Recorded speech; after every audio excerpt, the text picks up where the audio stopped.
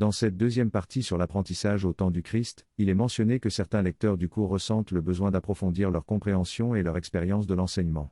Ils ressentent le désir de revenir en arrière, de réviser ou de souligner des passages pour les étudier de manière plus approfondie. De nouvelles questions surgissent et le besoin de réaction et de discussion devient plus fort. À ce stade, les groupes d'études peuvent devenir plus flexibles, se rencontrer moins souvent ou même se dissoudre pour permettre aux participants de se réunir de manière plus spontanée. Il est important que les animateurs et les membres du groupe restent disponibles les uns pour les autres, car ce qui est acquis par l'expérience doit être partagé. Le mouvement vers l'avant consiste à passer de l'apprentissage à l'acceptation de ce qui est. Les différences entre les individus peuvent être soulignées, mais le partage révèle souvent des intuitions et des vérités similaires. Il est possible que l'impatience ressentie précédemment soit accentuée, car chacun progresse à son propre rythme. Les réunions de groupe peuvent inclure davantage de partage d'expériences, et il revient à l'animateur de les mettre en contexte en choisissant des passages adaptés.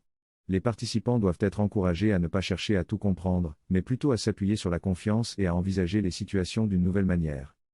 Il est également important d'aider chacun à reconnaître ses schémas de pensée habituels et de les abandonner progressivement tout en les acceptant et en les pardonnant.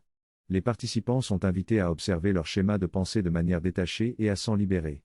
Au fur et à mesure que les vieux schémas sont abandonnés, les nuages du désespoir se dissipent. Au fur et à mesure que les ténèbres reculent, une lueur apparaît pour éclairer le chemin. Les membres du groupe peuvent se poser des questions sur leurs évaluations individuelles et leurs doutes. Ils peuvent se demander s'il manque quelque chose, s'ils n'ont pas expérimenté l'unité ou s'ils ne se connaissent pas eux-mêmes ou Dieu.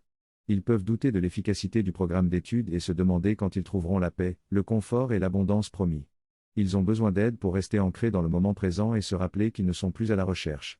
Ils doivent comprendre que cette période d'engagement avec la vie est nécessaire pour intégrer ce qu'ils ont appris.